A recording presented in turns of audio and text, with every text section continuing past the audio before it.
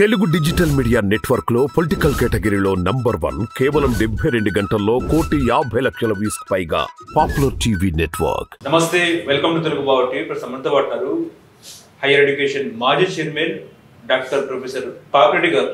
Sir నమస్కారం. Sir, తెలంగాణలో ఒక చర్చ నడుస్తుంది ఏంటంటే తెలంగాణ మెదక్ నుంచి పార్లమెంట్ బరిలో కాంగ్రెస్ పార్టీ అధినేత్రి సోనియా గాంధీ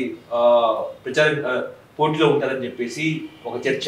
నిన్న రేవంత్ రెడ్డి ఢిల్లీలో కూడా కేసీ వేణుగోపాల్తో మేడంతో ఒప్పించండి, మేము ఎలాగైనా సరే గెలిపించుకుంటామని చెప్పేసి తెలంగాణలో ఏ ప్రాంతం నుంచి అయినా అని చెప్పి సీఎం రేవంత్ రెడ్డి చెప్పడం జరిగింది. అలాగే బీజేపీ నాయకులు కూడా చెప్తున్నారు ఏంటంటే మల్కాజ్గిరి బరిలో నుంచి భారత ప్రధాని నరేంద్ర మోదీ బరిలో ఉంటారని చెప్పేసి ఇంకో చర్చ. ఏంటి సార్, ఒక పొలిటికల్ అనలిస్ట్ గా దీని మీద మీ విశ్లేషణ ఏంటి? నందగారు ఈ మెదక్ నుంచి వెళ్ళి ఇందిరాగాంధీ ఉన్నప్పుడు ఇందిరాగాంధీ కూడా ఒకసారి పోటీ చేసి ఇక్కడ నుంచి గెలవడం జరిగింది. దానిలో భాగంగానే మెదక్కు రైల్వే లైన్ ఇవ్వడం, తర్వాత డిఫెన్స్ ఫ్యాక్టరీ ఇవ్వడం, రకరకాల ప్రాజెక్ట్స్ పటాన్చెరులో రావడం కూడా జరిగింది. ఇప్పుడు కూడా ఏంటంటే సోనియా గాంధీ గారిని తెలంగాణ రాష్ట్రానికి వచ్చి పోటీ చేయడం, అంటే పోటీ చేయమని అడగడంలో రేవంత్ రెడ్డి గారి యొక్క ఉద్దేశం నేను అనుకునేది ఏంటంటే తెలంగాణ ఇచ్చిన ఒక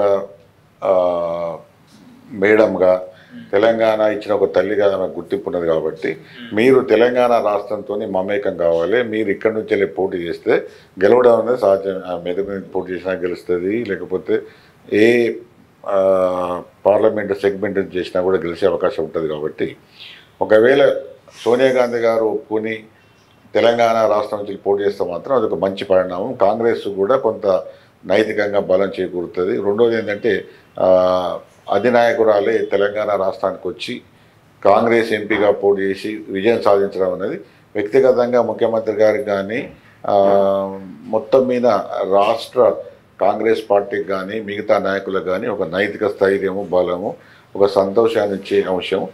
ప్రజలలో కూడా సోనియా గాంధీ మేడం గారు వచ్చి ఇక్కడ పోటీ చేస్తే కూడా ఒక విధంగా వాళ్ళు హర్షం, అంటే ఇక్కడ పోటీ చేయమనే బలమైన అభిప్రాయం వస్తుంది. కాబట్టి ఆమె చేస్తే మంచిగానే ఉంటుంది ఒకటి.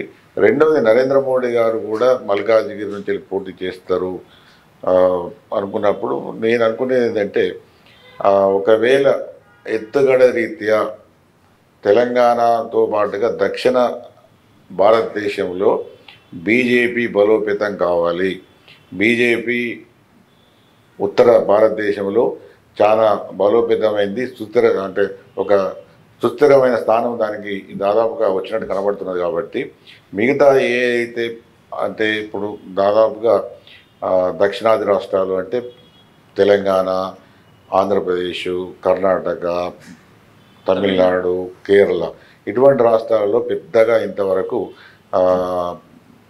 బీజేపీకి ఉత్తరాదిలో వచ్చినంత పట్టు కానీ, బలం కానీ, ఒక విధమైన శక్తి కానీ ఈ రాష్ట్రాలు లేదు. కర్ణాటకలో కూడా ఒకసారి గెలిస్తే ఒకసారి ఓడిపోతున్నది. కాబట్టి మిగతా ఉత్తరాది రాష్ట్రాలతో పోల్చుకుంటే బీజేపీ దక్షిణాది రాష్ట్రాల్లో చాలా ఇది బలహీనంగా ఉన్నది. అంత పెద్ద ఎత్తున అది ఎన్ని ప్రయత్నాలు చేసినా కూడా అది వాటికి విజయవంతం కావడం లేదు, కాలం కూడా కలిసి రావడం లేదు.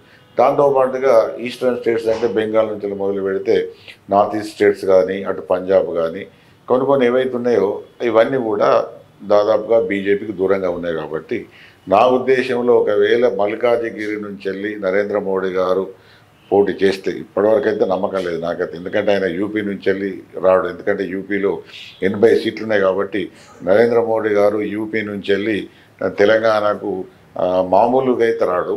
కాబట్టి ఇప్పటికి కూడా అది ఒక చర్చనీయాంశంగానే ఉన్నది. కానీ ఒకవేళ నరేంద్ర మోడీ గారు వస్తే మాత్రం ఇంతకుముందు చెప్పినట్టుగా దక్షిణాది రాష్ట్రాలలో ముఖ్యంగా తెలంగాణ రాష్ట్రంలో కూడా బీజేపీని బలోపేతం లేదా దాని స్థాయిని ఎక్కువ చేయడానికి వచ్చే అవకాశం ఉన్నది. కానీ ఒకవేళ మెదక్ నుంచి సోనియా గాంధీ గారు పోటీ చేస్తే కేసీఆర్ వర్సెస్ సోనియా గాంధీగా అభివర్ణించుకోవచ్చా? తప్పకుండా ఉండదు. ఒకవేళ ఇప్పుడు ఈసారి ఎందుకంటే బీఆర్ఎస్ కూడా ఈ రాబోయే పార్లమెంటరీ ఎలక్షన్స్ చాలా ప్రాముఖ్యత ఉంటుంది. కాబట్టి ఇప్పటికీ ఒక మాట ఏమైనా వస్తున్నదంటే కేసీఆర్ గారు పార్లమెంట్కి పోవడానికి అవకాశం ఉన్నది కాబట్టి వాళ్ళకున్న సీట్లలో చాలా సేఫ్ సీటు బీఆర్ఎస్ పార్టీ దృష్ట్యా కూడా మెదకే ఉన్నది కాబట్టి మొన్న మెదకులో కూడా వాళ్ళకు పెద్ద ఎత్తున సీట్లు వచ్చినాయి, ఓట్లు వచ్చినాయి కాబట్టి వాళ్ళకు ఒకవేళ పోయిన ఎలక్షన్స్నే మనం తీసుకుంటే సూచికగా తీసుకుంటే అది ఒక విధంగా కేసీఆర్ కానీ బీఆర్ఎస్ కానీ సురక్షిత స్థానం కాబట్టి అక్కడ ఆయన పోటీ చేసే అవకాశం ఉంటుంది. అక్కడ మెదక్ నుంచి కాంగ్రెస్ పార్టీ గెలిచిన పరిస్థితి ఎమ్మెల్యేగా కానీ అక్కడ ఎంపీ పార్లమెంటరీ స్థానాలలో మెదకులు 7 ఉంటాయి కాబట్టి 7లో కూడా దాదాపు దుబ్బాక, సిద్దిపేట, గజ్వేలు, నర్సాపూరు, ఈవెన్ సంగారెడ్డి, పటాన్చెరు ఇవన్నీ కూడా బీఆర్ఎస్కి రావడం జరిగింది. ముఖ్యంగా సిద్దిపేటలో 80,000 పైన మెజార్టీ కూడా వచ్చింది కాబట్టి ఇవన్నీ